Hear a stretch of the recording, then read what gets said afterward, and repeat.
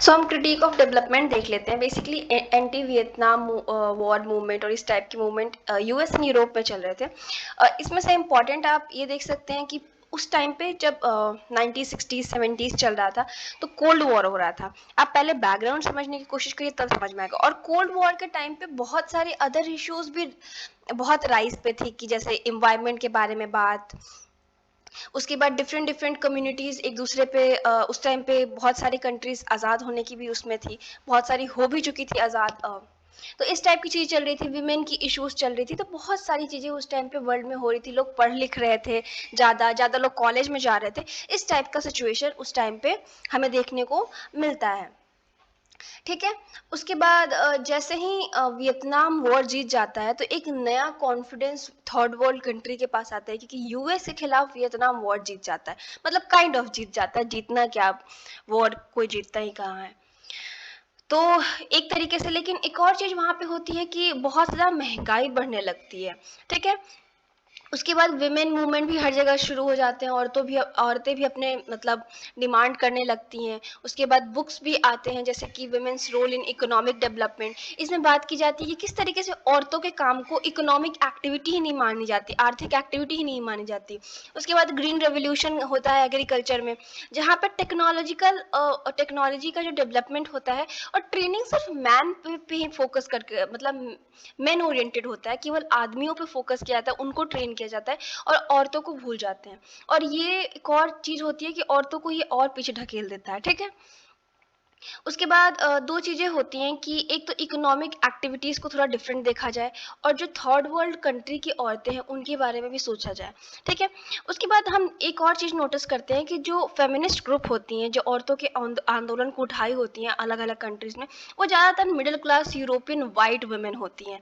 And इसी वजह से हम कह सकते हैं कि एक छोटा सा तबका पार्टिसिपेट कर रहा होता है, बहुत बड़ा तबका पार्टिसिपेट नहीं कर रहा होता है मूवमेंट में। तो ये बहुत एक छोटे से तबके द्वारा ही होता है, सब तक पहुंच नहीं पाता। उसके बाद थर्ड वर्ल्ड कंट्री की बात करें तो ये तो फर्स्ट वर्ल्ड कंट्री की middle class European white women कर रही होती। जो थर्ड वर्ल्ड में कंट्री में रह रही है, जिनको पढ़ने की आज़ादी नहीं है, जिनको प्रॉपर हेल्थ केयर नहीं मिल पा रहा, कुछ भी नहीं मिल पा रहा है, उनका तो सिचुएशन ही अलग है। Domestic violence, sexual choices, basic human development, education, health, employment ही नहीं होती है। तो इनके बारे में कौन बात करेगा, एक और ये क्वेश्चन राइज होता है। तो यूनाइटेड नेशन सिंस 1975, ये ईयर जो होता है आपको याद रखना पड़ेगा, इसको वुमेन्स ईयर डिक्लेयर किया जाता है। ये कोशिश करता है कि जो वुमेन की इश्यूज हैं या वुमेन को जो ग्लोबल लेवल पे सफ़र करना पड़ा है उसको एक इंटरनेशनल प्लेटफॉर्म दे, और जो वुमेन का डेवलपमेंट है, औरतों का डेवलपमेंट है, उसकी तरफ कुछ काम करे। अगर हम इंडिया का केस देखें तो हम देखते हैं कि जब अंग्रेजों के खिलाफ जो स्ट्रगल हो रहा होता है उसमें औरतों का थोड़ा पार्टिसिपेशन रहता है।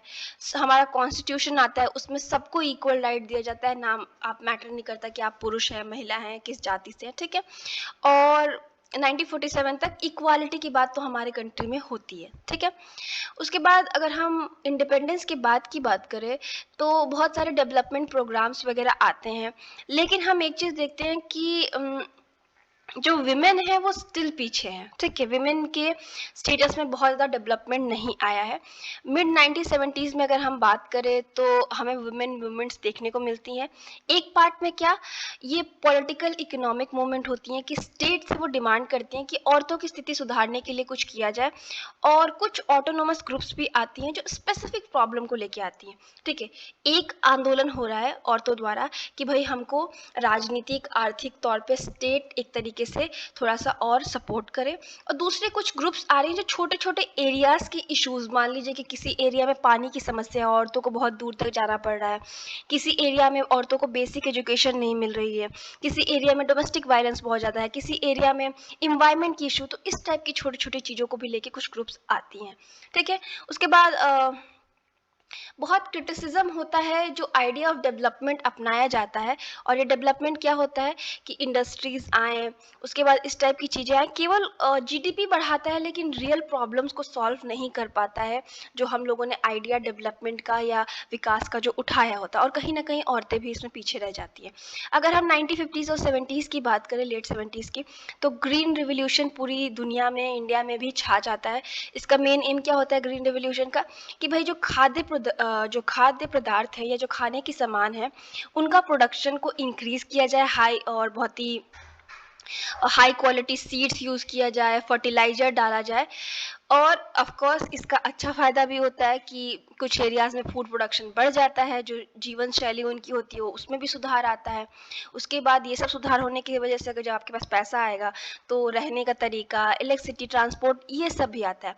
लेकिन जो ग्रीन रेवोल्यूशन, हरित क्रांति को जो लोग क्रिटिसाइज़ करते हैं, जो आलोचना करते हैं, वो बोलते हैं कि जो डिस्ट्रीब्यूशन हुआ था बेनिफिट का, जो फ़ायदे हुए थे, उसका जो डिस्ट्रीब्यूशन हुआ, मतलब इससे उसमें ज़्यादा जो था वो मेन का फ़ायदा हुआ, यानी मेन को ट्रेन किया गया कि किस तरीके से काम करना है, किस तरीके से। औरतों का जो वो था वो ख़त्म हो गया। उसके बाद क्या बोलते हैं कि एक तरीके का मोनोकल्चर भी डेवलप होता है कि एक ही प्रकार के सामान, गेहूँ का ही फसल उगाई जा रही है, धान की ही फसल उगाई जा रही है, और ऑप्शंस नहीं है।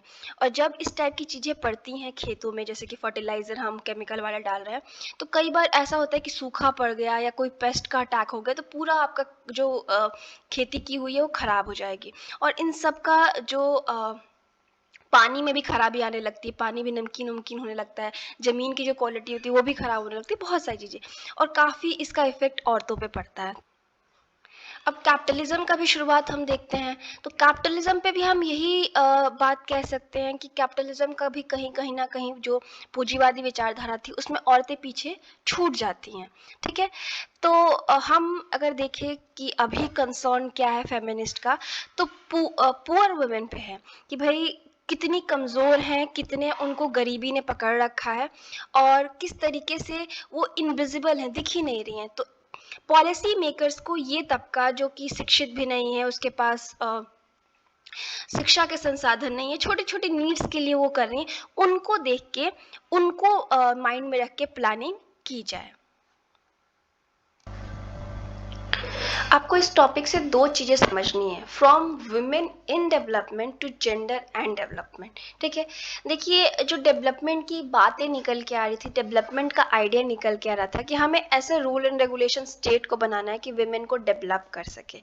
लेकिन देखिए, वुमेन इन डेवलपमेंट यानी जितने भी डेवलपमेंट के स्कीम आ रहे हैं उसमें हमने वुमेन को इंक्लूड किया है, लेकिन बाद में आइडिया आता है कि वो सही नहीं है, बिकॉज समटाइम्स वो वुमेन तक पहुंच ही नहीं पाता, वुमेन इतनी कॉन्फिडेंट नहीं है, वुमेन के पास इतने ऑप्शन ही नहीं है कि वो उस तक पहुंच सके। तो आइडिया डेवलप होता है जेंडर एंड डेवलपमेंट, यानी उनको एक साथ एजुकेशन देनी है, पॉलिटिकल राइट्स देनी है, उनको डेवलपमेंट प्रोसेस का हिस्सा बनाना है, ये नहीं कि विकास की नीति उनके ऊपर थोपनी है। ठीक है। बेसिक आइडिया यही समझ में आता है। क्रिटिसिज्म जो डेवलपमेंट का होता है वो 1986 में लोग शुरू करते हैं, एंड भारत में भी कई सारे मूवमेंट होते हैं औरतों को लेके वगैरह वगैरह। ठीक है। अब क्या होता है स्ट्रैटेजी की अगर हम देखें तो women in development WID approach क्या करता है, फोकस करता है वुमेन के ग्रुप पे और उनका एक्सक्लूजन। ठीक है। डेवलपमेंट प्रोसेस में मान लीजिए कि हम एक एग्जांपल के लिए लेते हैं, एक जगह बना रहे हैं वृद्ध औरतों के रहने के लिए, मतलब ऐसी औरतें, या एक काम करने के लिए एक फैक्ट्री बना रहे हैं जिसमें औरतें काम करेंगे। अब इस फैक्ट्री को बनाने का काम है वो पुरुषों को दे दिया गया है, सब ऑर्गेनाइजेशन का काम पुरुषों को दे दिया गया है। ये हो जाएगा कि भाई ये सब हो जाएगा तब औरतें काम करेंगी, लेकिन नहीं। जब ये बन रहा है तभी बनाने का काम भी औरतें करेंगी, इसका संचालन भी औरतें करेंगी, और बाद में इसमें जॉब भी औरतें करेंगी। इस टाइप से, मतलब ब्रॉडर आइडिया अगर आप समझे तो ये था। ठीक है। तो उसके बाद हर टाइप की विमेन को उनकी प्रोडक्टिव कैपेसिटी के हिसाब से उनको इसका हिस्सा बनाया जाएगा। और छोटी छोटी कम्युनिटीज 1970s के बाद हम देखते हैं ग्लोबल इन्वायरमेंट कंसर्न्स भी आने लगते हैं। आपने सुना होगा कि साइलेंट स्प्रिंग एक बुक छपती है रेचल कार्सन की, वो बात करती हैं कि अगर हम इसी तरीके से ग्रीन रेवोल्यूशन जो होता है वर्ल्ड में, इसी तरीके से हम पेस्टिसाइड्स वगैरह यूज़ करते रहे तो एक दिन जो ज़मीन है वो बंजर हो जाएगी और हम लोग को कोई स्प्रिंग का मौसम देखने को, बसंत का मौसम देखने को नहीं मिलेगा। उसके बाद अर्थ समिट, टोक्यो प्रोटोकॉल, उसके बाद पेरिस, कोपेनहेगन, इस सब जगह बहुत सारी चीज़ें, कॉन्फ्रेंसेस इन्वायरमेंट के कंसर्न को लेके होने लगती है। छोटी छोटी कम्युनिटीज़ जो दूर दूर के एरियाज़ में रहती है उनके बारे में बात होना शुरू हो जाता है वर्ल्ड लेवल पे। जैसे कि जो बहुत सारे मूवमेंट शुरू हो जाते हैं इन्वायरमेंट को लेके, और जो पावर रिलेशनशिप होता है डिसीजन मेकिंग के प्रोसेस में होता है, हम औरतों के इश्यूज को उसमें डिस्कस करने लगते हैं, औरतों को लाने लगते हैं। और कई सारे ऐसे मूवमेंट होते हैं, हमें दिखाते हैं कि औरतें भी बहुत कुछ कर सकते हैं, जैसे कि जर्मन ग्रीन्स, जहाँ पे वुमेन मूवमेंट शुरू होता है। उसके बाद अगर आपने चिपको मूवमेंट शुरू होगा जो सुना होगा, जो कि गढ़वाल हिमालय इंडिया में होता है, बेसिकली उत्तराखंड के एरिया में चिपको मूवमेंट होता है, जब औरतें मतलब बेसिकली गवर्नमेंट क्या करती है कि कॉन्ट्रैक्टर्स को दे देती है पेड़ काटने का वो, और वो सारा पेड़ काटते हैं। और जो पेड़ काटना और जंगल खत्म करना या बायोडाइवर्सिटी खत्म करने का इफेक्ट जो सबसे ज़्यादा इम्पैक्ट जो आता है वो औरतों पे आता, बिकॉज नेचर से इन्वायरमेंट से हम देखें तो औरतें ज़्यादा कनेक्टेड होती हैं, क्योंकि मान लीजिए पुरुष बाहर काम करने के लिए भी चले जाते हैं, लकड़ी लाना या खाने पीने की वस्तु लाना, ये काम ज़्यादातर औरतों द्वारा ही किया जाता है। अगर हम हंटर और गैदरर आइडिया को भी देखें तो वही है, गैदरिंग का काम ज़्यादातर औरतें क्या करती थी, ठीक है। तो इन्वायरमेंट से उनका कनेक्शन हमें इस मूवमेंट में, चिपको मूवमेंट में देखने को मिलता है। आप इसके बारे में बहुत अच्छे से पढ़िएगा, बिकॉज ये बहुत ही अच्छा मूवमेंट था।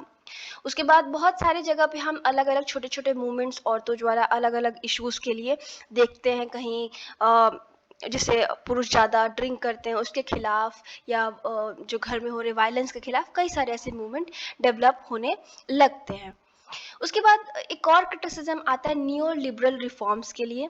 बेसिकली न्यू लिबरल रिफॉर्म क्या था कि हमने मार्केट को फ्री छोड़ दिया, यानी पूंजीवादी जो आइडियोलॉजी है या जो पूंजीवादी विचारधारा है उसका जो वर्चस्व होता है वो बाजार में बढ़ जाता है, बाजार एकदम फ्री होती है, स्टेट कुछ कंट्रोल नहीं करती।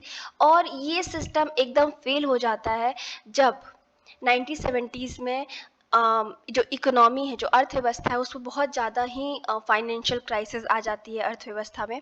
और इस इशू का सबसे ज़्यादा जो इम्पैक्ट पड़ता है वो औरतों पे पड़ता है, और इसीलिए डेवलपमेंट के प्रति जो आवाज़ उठने लगती है, या जो डेवलपमेंट आइडिया हमने पूंजीवादी या मार्केट ओरिएंटेड जो अपनाया था उसके प्रति, वो औरतों की भी बहुत ज़्यादा उठने लगती है।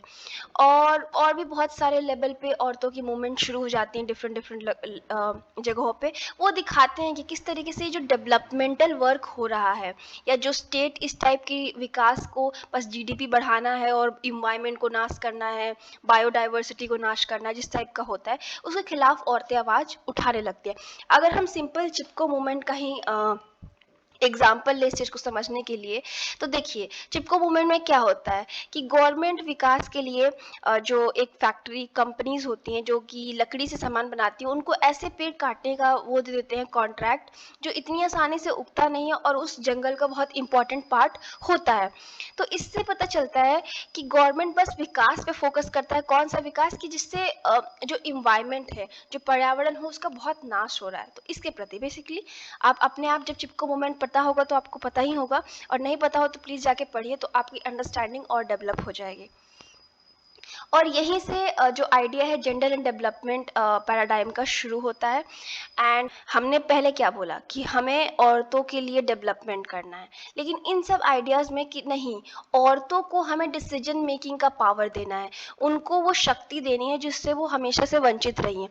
जो भी आपने देखा होगा, पॉलिटिकल राइट हो या किसी भी प्रकार का राइट हो, औरतों को डिसीजन लेने का राइट नहीं होता। घर वाले डिसाइड करते हैं कि आप पढ़ेंगी या नहीं, घर वाले डिसाइड करते हैं कि आप शादी किससे करेंगी, हर चीज़ घर वाले डिसाइड करते हैं या आपके फैमिली के मेन डिसाइड करते हैं। तो यही आइडिया जो था वो सोसाइटी में डेवलपमेंट पे भी लगा था, लेकिन हमने कोशिश किया, मतलब इससे gender and development GAD paradigm से, कि हम औरतों को डिसीजन मेकिंग के उसमें लेके आए। हम ये डिसाइड नहीं करें कि भाई चलो अब हमें औरतों को शिक्षा देनी है, स्कूल खोल देते हैं पुरुषों द्वारा, ठीक है।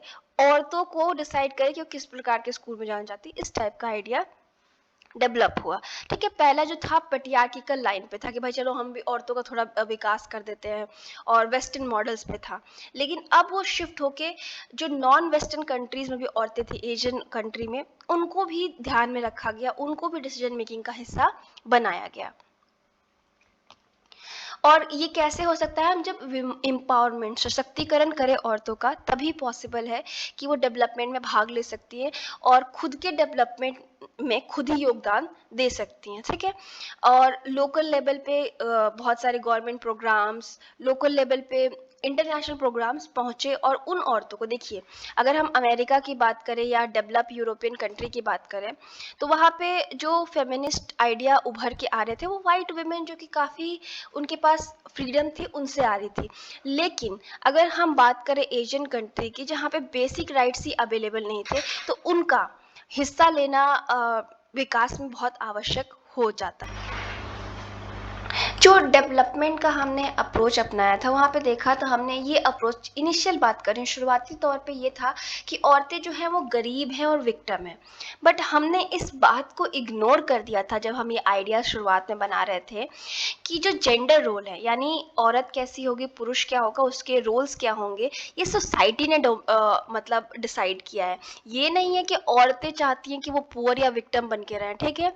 ये समाज ने कहीं ना कहीं ऐसे रोल्स दे दिए हैं कि उनको बन के रहना पड़ता है, ठीक है। और जो वेस्टर्न मॉडल था डेवलपमेंट का, कैपिटलिज्म का या पावर रिलेशन का, मतलब पूंजीवाद का, विकास का, इन सब का जो भी या शक्ति से संबंधित जो भी था, वो वेस्टर्न मॉडल समटाइम्स एशियन या नॉन वेस्टर्न कंट्रीज में अप्लाई नहीं होता है, ठीक है। तो जो हम लेके आए जेंडर एंड डेवलपमेंट का जो पैराडाइम, तो वो कोशिश करता है कि वो इस तरीके से आइडियाज़ और रिलेशनशिप को अलग अलग सोसाइटी में समझे कि भाई मान लीजिए कि हम भारत में काम कर रहे हैं, तो यहाँ पे जेंडर को लेके, पुरुष और महिला को लेके आइडियोलॉजी क्या है, किस तरीके से सेक्सुअल डिवीजन ऑफ लेबर है, किस प्रकार का काम औरतें कर रही हैं, पुरुष कर रहे हैं, महिला का जो स्टेटस है वो सब ऑर्डिनेट है, यानी पुरुष वर्चस्व पे है, महिला उससे निचले तबके पे है, हर चीज़ में, social, political and economic power में। इन सब चीज़ों को रिमूव करे, आइडियोलॉजीज पे बेसिकली वो करे, ठीक है। और उसके बाद जो थर्ड वर्ल्ड फेमिनिस्ट है, उनके जो राइटिंग्स है, उनकी जो आइडियाज़ है, उनको समझे, क्योंकि फर्स्ट वर्ल्ड कंट्री की अगर हम बात करें तो वहाँ पे प्रॉब्लम्स बिल्कुल ही अलग है थर्ड वर्ल्ड कंट्री से। यहाँ पे तो मैं जैसे बार बार बोल रही हूँ, बेसिक चीज़ों के लिए उनको, मतलब उनको पता ही नहीं है, उनको अवेयरनेस ही नहीं है, ठीक है। तो उसके बाद जो शिफ्ट हुआ, ठीक है, जो नोशन था पावर का, शक्ति के लेके जो पावर था, स्पेशली रिलेशन में मेल और फीमेल के, तो विमेन को एवरीडे बेसिस पे मतलब एक तरीके से नेगोशिएट करके रहना पड़ता था। कहने का तात्पर्य ये है कि हमने मान लिया कि पेट्रियार्की है समाज में, जहाँ पुरुष ज़्यादातर अपने जो पावर है उसे होल्ड करते हैं, लेकिन ये तो ब्रॉडर लेवल पे हुआ ना। डे टू डे बेसिस पे भी विमेन को हर जगह सफ़र करना पड़ता था, वो खाना बनाना हो, दूर से पानी लेके आना हो, डोमेस्टिक वायलेंस हो, हर चीज़ पे इश्यूज थी, एकदम माइक्रो लेवल पे बहुत इश्यूज थी, बहुत सारी पर्टिकुलर एरिया में ही इश्यूज थी, ठीक है। तो इन सब पे फोकस करना, इन सब के लिए, इन सब जगहों पे औरतों को एम्पावर करना भी ज़रूरी था। उसके बाद जो वॉइसेस थी थर्ड वर्ल्ड कंट्री से, जैसे कि बीना अग्रवाल, वंदना शिवा, ठीक है, ये सब के जो हमने ये ऑर्थो एस्कोबार या अर्थरो एस्कोबार, मारिया माइस, इन सब के बारे में पढ़िएगा, काफ़ी इम्पॉर्टेंट लोग हैं इसमें। तो आप एक बार पढ़ेंगे तो आपको थोड़ा एक्स्ट्रा नॉलेज होगा। आप आंसर लिख रहे हैं तो थोड़ा थोड़ा इनके बारे में भी बता सकते हैं, और कमेंट में भी लिख के बताइएगा कि आपने क्या पढ़ा। तो इन सब ने भी अपनी आवाज़ उठाई, ये थर्ड वर्ल्ड कंट्रीज से औरतें थी, तो इनकी वॉइसेस पे, इनकी राइटिंग पे भी फोकस किया गया। बिकॉज अगर मान लीजिए कोई इंटरनेशनल ऑर्गेनाइजेशन है, यूएन ही है, तो वो नहीं समझ सकता है कि एक भारत के, बिहार के गाँव की औरत की नीड क्या है, या एक एशिया के कंट्री जापान में रह रही औरत की क्या नीड है, ठीक है। वो थर्ड वर्ल्ड कंट्री की नीड्स बहुत अलग है फर्स्ट वर्ल्ड कंट्री से, ठीक है। इसीलिए जो जेंडर एंड डेवलपमेंट है वो फोकस करता है मेन एंड वुमेन के रिलेशन को, कि किस तरीके का उनका रिलेशन है, ठीक है। उसके बाद विमेन का जो पोजीशन है वो सब ऑर्डिनेट, यानी पुरुष से कम क्यों है, ठीक है। और इसके पीछे जो सोसाइटी ने पावर दे रखा है, सबसे बड़ा चीज है उसी को सॉल्व करना, यानी औरतें कोई कम नहीं है पुरुषों से, ठीक है। लेकिन इशू क्या है कि समाज ने कर दिया है कम, तो उसको किस तरीके से हम सॉल्व करें, इस टाइप चीज़ों को इसमें देखने की कोशिश की गई, यानी कोर को समझने की, जो समस्या के पीछे का कारण है उसे समझने की कोशिश की गई। और अगर आपको और इन्फॉर्मेशन चाहिए तो कबीर ने इन पे बहुत अच्छा 1994 में स्टडी किया है, वो आप देख सकते हैं, women in development to gender in development, काफ़ी अच्छा है। और बाकी मैं अगर आपको और जानना हो तो मैं टॉपिक अपने development and sociology and development का एक पेपर है, उस पर कवर करूँगी, तो आप वहाँ से भी देख सकते हैं। जेंडर डेवलपमेंट एंड जस्टिस देख लेते हैं। इक्वालिटी क्या होती है? तो equality between main and women, ठीक है, जो कॉन्सेप्ट है कि दोनों के बीच में इक्वालिटी हो, यानी समानता हो, कि जो दोनों पुरुष और महिला फ्री हैं वो अपना डेवलप करने के लिए पर्सनल एबिलिटीज़ और अपनी चॉइसेस बिना किसी लिमिटेशन के सेट करने के या बनाने के। फॉर एग्जांपल, आपने कहा कि आपको पायलट बनना है और आपके घर में कोई कह रहा है कि औरतें पायलट नहीं बनती हैं। आपने कहा मुझे ट्रक ड्राइवर बनना है, आई मीन बहुत लोगों को बनना होगा, तो कहा जाएगा कि आप औरत हैं तो आप नहीं कर सकती हैं। पॉलिटिक्स में जाना है तो आप औरत हैं तो नहीं कर सकती हैं। अगर कोई लड़का बोलता है कि मुझे नर्स बनना है तो लोग बोलेंगे कि काम औरतों का है, ठीक है। तो ऐसा इक्वालिटी जहाँ पे सामाजिक तौर पे जो स्टेरियोटाइप या जो सामाजिक आइडियाज़ हैं कि आप यही बन सकते हैं, यही कर सकते हैं। अगर मान लीजिए कि किसी पुरुष का मन कर रहा है कि वो मेकअप लगाए, बहुत सारी जगहों पे लगाते हैं, भारत में भी ये आइडिया उतना आया नहीं है, तो कहा जाएगा अरे लड़की हो क्या, रो रहा है तो बोला जाएगा अरे लड़की हो क्या। तो ये समाज में नहीं होनी चाहिए। जेंडर इक्वालिटी होनी चाहिए और अपनी वो चॉइसेस बना सकें, ठीक है। और इक्विटी क्या होता है? तो जेंडर इक्विटी का मतलब ये है कि दोनों के, मतलब मेन और वुमेन के रिस्पेक्टिव नीड्स के हिसाब से कुछ चेंजेस करना। मान लीजिए कि वुमेन बहुत ज़्यादा पिछड़ी हुई है, तो कुछ चीज़ें उसको ऐसा ऑप्शन देना कि वो एक बराबर लेवल पे आ जाए। फॉर एग्जांपल हम रिजर्वेशन का लेते हैं, जैसे कि पॉलिटिकली औरतें बहुत पिछड़ी हुई हैं, तो हमने 1/3 रिजर्वेशन दे रखा है 73rd और 74th अमेंडमेंट एक्ट में औरतों को, कि वो पॉलिटिक्स में जा सकें, और जो सीट उनके लिए हमने रिजर्व कर दी है, उनको हमने रिजर्वेशन और आरक्षण प्रोवाइड किया है कि वो भी आगे बढ़ सकें।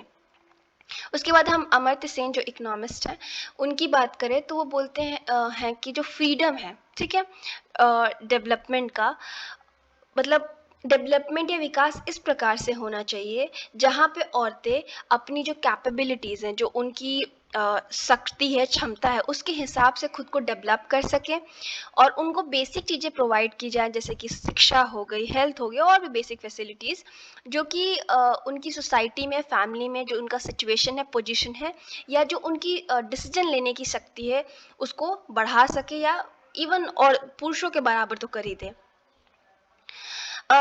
देखिए, जो हम थर्ड वर्ल्ड कंट्री में रहते हैं और जो यहाँ विकास का आइडिया है, बिलीव किया जाता है शुरुआत से कि पॉवर्टी यानी गरीबी जो है वो वुमेन के एक बहुत मेजर रीज़न है उसका पीछे रखने का, या आर्थिक रूप से भी और सामाजिक रूप से भी, या किसी भी गरीब होने की वजह से डिसीजन मेकिंग से भी, यानी जो शक्ति होती है कि आप डिसाइड कर सके क्या करना है, उससे पीछे रही हैं। और इसी की वजह से पेट्रियार्की सिस्टम जो है वो भी बहुत ही स्ट्रांग रहा है, ठीक है। अगर हम इंडिया की बात करें तो हम देखते हैं कि इंडिया का जो विकास का आइडिया है उसमें बहुत सारे बहुत ही बढ़िया बदलाव आए हैं, और वुमेन की लाइफ में भी काफ़ी बदलाव आए हैं, like education, health, life expand, life कितने उम्र तक वो लोग जी रहे हैं। लेकिन हमें एक चीज़ एक और देखना पड़ेगा कि जो विकास का लेवल है अभी भी काफ़ी पीछे है। तो ये चैप्टर में बस इतना ही है, ज़्यादा कुछ डिस्कस नहीं किया है। अगर आपसे ऑप्शन मतलब इस टाइप का क्वेश्चन पूछ लेता है कि क्या चेंजेस करने की ज़रूरत है, तो आप बहुत सारे जो गवर्नमेंट ने स्टेप ले रखे हैं उनके बारे में डिस्कस कर सकते हैं, like 73rd 74th amendment act एक बहुत ही रिवोल्यूशनरी स्टेप है। और भी बहुत सारे रिजर्वेशन, जैसे कि ड्यू में कोएड कॉलेज में लेने पे 1% का ऑफ मिलता है औरतों को, लाइक 95 कट ऑफ आएगा तो 94 अगर आप लाए हैं तो एडमिशन हो जाएगा। इस टाइप की कुछ योजनाओं को पढ़ लीजिएगा। उसके बाद चिपको मूवमेंट का आप एग्जाम्पल दे सकते हैं कि किस तरीके से वुमेन जो है वो एक्टिवली पार्टिसिपेट कर रही हैं आंदोलन में। तो इस टाइप की चीज़ें के बारे में आप बात कर सकते हैं। बाकी इस चैप्टर में बहुत कुछ है नहीं। Thank you so much, have a nice day. Please channel की मेंबरशिप ज्वाइन करिए कि हमें सपोर्ट कर सके कि हम आगे भी वीडियो बनाएं।